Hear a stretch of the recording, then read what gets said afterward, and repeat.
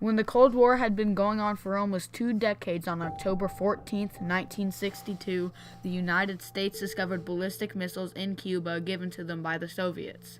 Cuba, from the time of the Fidel Castro takeover, was a communist country and a Soviet ally. These ballistic missiles were aimed at the U.S. to, quote, prevent an invasion of Cuba, although it was mostly to increase the Soviet strike capacity. One of these invasions took place a year ago in the failed Bay of Pigs invasion. This event called the USSR to send missiles to Cuba.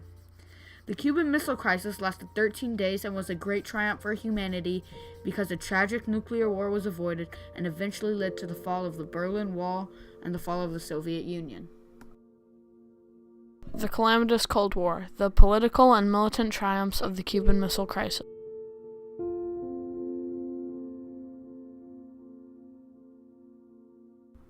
Since the Bolshevik uprising in 1917, Western governments had always been wary of the idea of communism, and some refused to acknowledge the USSR.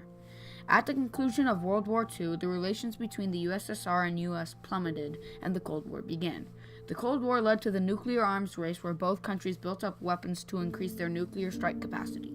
Joseph Stalin, the leader of the USSR at the time, promised at the Yalta Conference in 1945 that he would not take over Eastern Europe. However, he seemed to forget this as he led the USSR's conquest of Eastern Europe, making Armenia, Azerbaijan, Belarus, Estonia, Georgia, Kazakhstan, Kyrgyzstan, Latvia, Lithuania, Moldova, Russia, Tajikistan, Ukraine, and Uzbekistan part of the United Socialist Soviet Republics, USSR.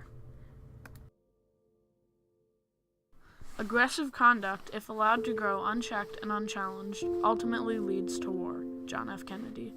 We will bury you. Nikita Khrushchev on Western governments.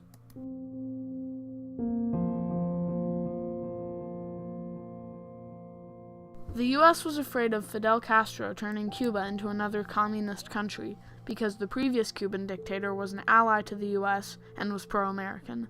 Castro, on the other hand, thought it was time for Cubans to take back more control of their country and was rather anti-America, making him against the U.S. and therefore a Soviet ally.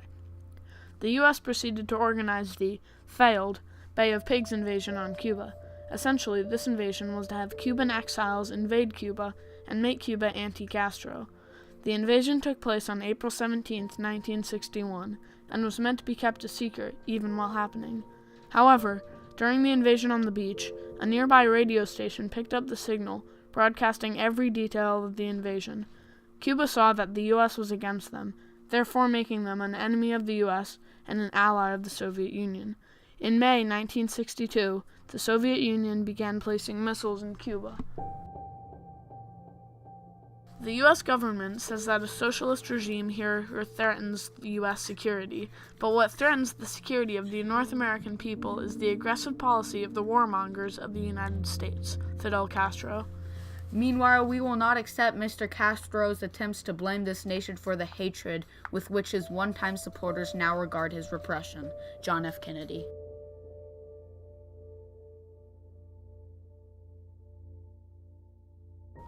Many consider the Cuban Missile Crisis to have started on October 14, 1962, but the truth is that the Soviets have been sending missiles for many months under the guise that they were all defensive weapons. That fateful day, a U-2 spy plane found photographic evidence that the Soviets had been lying and there were currently unoperational ballistic missiles pointed at the U.S. in Cuba. Immediately, the picture was processed, and on the morning of October 16, 1962, President John F. Kennedy received word that the Soviets had nuclear missiles in Cuba. Throughout the rest of the event, John F. Kennedy and his crew of professionals and advisors, dubbed the ExComm Executive Committee, struggled over what to do about the situation. They came to the conclusion that having missiles in Cuba was unacceptable, and many options were on the table. The most considered ones were to bomb the missile sites in Cuba solely, another full-scale invasion of Cuba, like the failed Bay of Pigs invasion in 1961, or to blockade Cuba so that no more supplies could get through. Kennedy went forward with the blockade idea and sent the Navy to quarantine the island of Cuba, while he also delivered a demand that the missiles be removed. On October 22, 1962, the President, on a TV broadcast, told the American people about the threat in Cuba. He also told them that the U.S. was quarantining Cuba and that he had sent a demand to Soviet Union leader Nikita Khrushchev that the missiles be removed. Many Americans, fearing nuclear war would break out, hoarded supplies, and schools all around America practiced duck-and-cover drills frequently.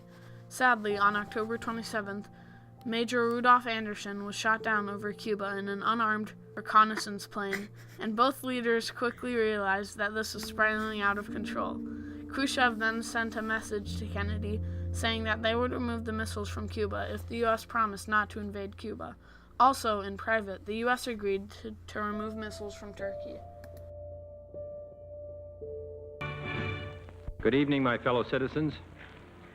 This government, as promised, has maintained the closest surveillance of the Soviet military buildup on the island of Cuba.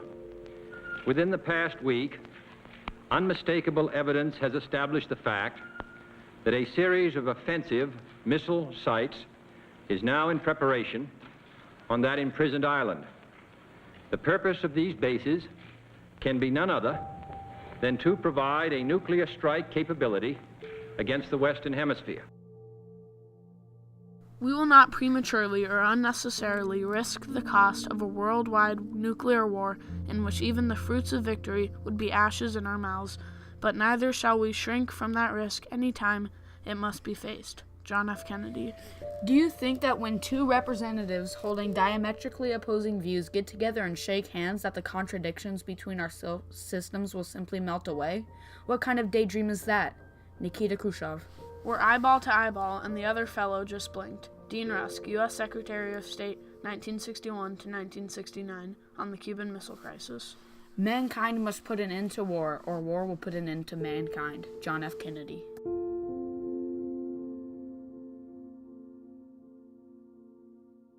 Shortly after the crisis ended, the relationship between Cuba and the Soviet Union weakened for a while. Fidel Castro blamed Khrushchev for abandoning the Cuban Revolution by backing down to the U.S. Relationships between the U.S. and several European allies also weakened because Kennedy didn't inform them on the treaties made between him and Khrushchev. One positive thing to come out of the crisis was the Nuclear Test Ban Treaty. Signed on April 5, 1963, this treaty removed the ability for either superpower to test nuclear weapons above ground, underwater, or in space. After almost 8 years of compromises, the tension between the two superpowers created by the Cuban Missile Crisis is what caused this treaty to finally be made. It is insane that two men sitting on opposite sides of the world should be able to decide to bring an end to civilization. John F. Kennedy. If we cannot end our differences, at least we can help make the world a safe place for diversity. Nikita Khrushchev.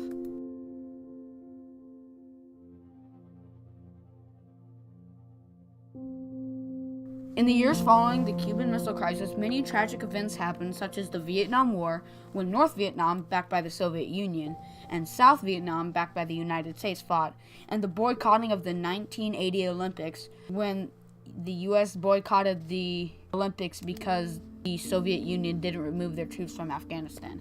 However, things like the strategic arms limitations, talks involving the U.S. and the Soviet Union, where negotiations were made on nuclear weapon restraints and limits, helped to stop the hatred from both sides. The Cuban Missile Crisis showed that however much you hate your opponent, compromise is not impossible.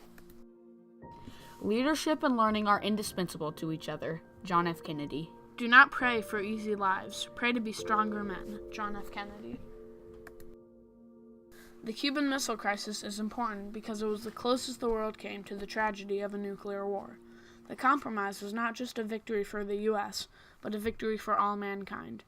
Unfortunately, the wounds caused throughout the Cold War have not yet healed completely, but this event in the time certainly made its strides toward the end of the Cold War and the fall of the Berlin Wall, November 1991. As Joseph Roblat, a Polish scientist who worked on the Manhattan Project, says, "The Cold War is over, but the Cold War thinking survives."